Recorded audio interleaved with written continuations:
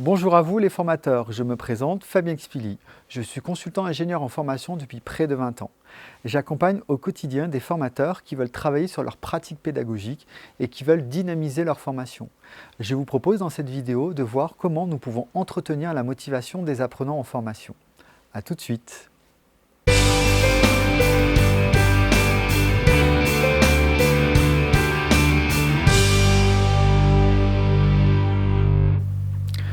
Pourquoi est-il important de s'intéresser à la motivation en formation?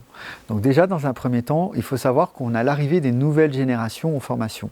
Nous avons la génération X, nous avons la génération Y et nous avons la génération Z, celle qui est née depuis 1995.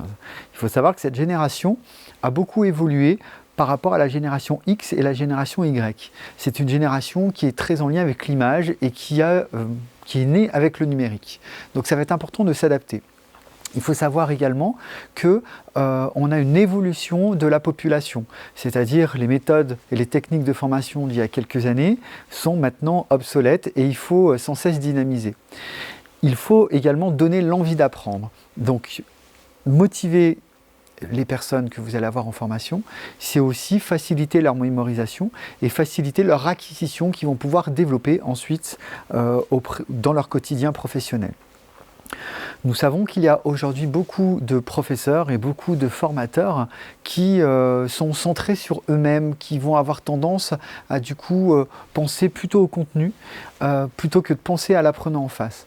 Il faut savoir qu'une progression pédagogique va vous permettre aussi par moment peut-être de ne pas forcément terminer votre programme sur cette journée-là, mais peut-être continuer sur une journée suivante. Partez du principe que le contenu à faire passer, ce n'est pas le plus important.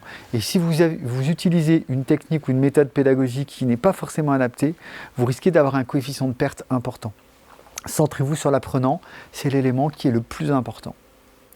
Quels sont les risques de la démotivation ? Premier risque, le désengagement des apprenants. Si vous voyez qu'un apprenant commence à dessiner, il commence à discuter avec son voisin, il commence à ne pas forcément faire les exercices, c'est qu'il est en train de se démotiver. Ça, c'est un élément qui peut faire tache d'huile ensuite dans un groupe. Deuxième élément, deuxième risque que vous allez avoir, ça va être que vous pouvez avoir une perte de mémorisation. C'est-à-dire que l'apprenant va, à un moment donné, ne pas forcément être concentré et pouvoir avoir un certain nombre d'informations qu'il n'aura pas et qui ne favorisera pas son apprentissage. On peut également avoir des apprenants qui vont déclencher des mécanismes de défense. Donc, c'est-à-dire ils vont commencer à ne pas être très agréables, ils vont par exemple se concentrer sur des images ou sur des éléments qui sont complètement extérieurs à la formation. Donc ça, c'est un troisième risque qui peut vous permettre de ne pas répondre à votre objectif. Ensuite, vous pouvez également avoir une baisse de la productivité. On sait qu'en fonction des temps en formation, vous pouvez également avoir un risque de baisse de productivité. Donc ces 4 éléments sont des risques de démotivation importants qu'il va falloir prendre en compte en tant que formateur. Alors comment vous allez pouvoir vous adapter? En faisant attention à 3 éléments.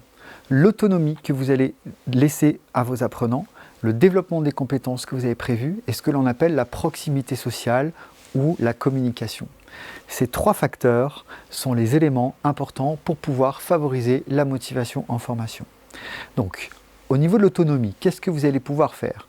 Vous allez laisser le choix dans des activités. Vous pouvez très bien décider à un moment donné de dire à vos apprenants, écoutez, pour cet exercice, je vous laisse la possibilité de le faire soit en individuel, soit de le faire en sous-groupe.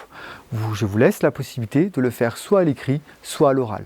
C'est important dans votre préparation que vous arriviez à laisser la possibilité qu'ils puissent faire l'exercice seul ou en groupe, ou que vous ayez imaginé différentes possibilités d'apprentissage. Deuxième facteur important, le développement des compétences. Donc, c'est-à-dire qu'il va falloir proposer des travaux qui vont permettre de travailler leur savoir, mais également de travailler leur savoir-faire et de travailler leur savoir-être. C'est à ce niveau-là que vous allez pouvoir développer les compétences de vos apprenants. Donc faites attention dans le choix des exercices à proposer des applications qui permettent de travailler sur ces 3 éléments. Ensuite, vous allez devoir faire attention également à votre communication. Soyez ouvert, soyez enthousiaste. Faites le nécessaire, passez dans les groupes pour voir si tout va bien. Favorisez également les échanges entre les apprenants. Donc n'oubliez pas, ces 3 facteurs, autonomie, compétences et communication, sont des éléments à prendre en compte pour pouvoir motiver vos apprenants en formation.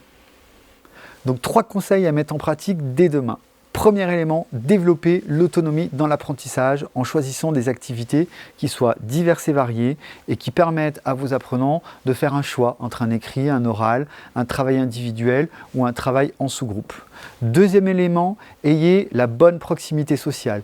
Faites attention à communiquer, pas trop, mais également communiquer suffisamment pour que vos apprenants aient la possibilité de vous poser des questions si jamais il y a besoin.